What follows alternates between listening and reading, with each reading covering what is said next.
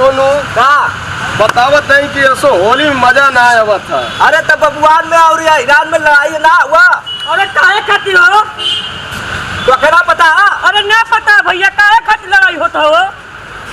अरे यार जवन भी गाना आवत बा अहिराना बबुआना वाला गाना आवत बा। हाँ सही कहत बा।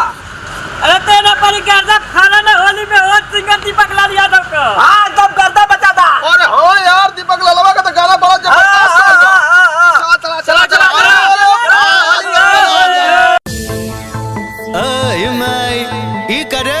अरे अरे राजस्थानी है क्या क्या ले ले रे भैया।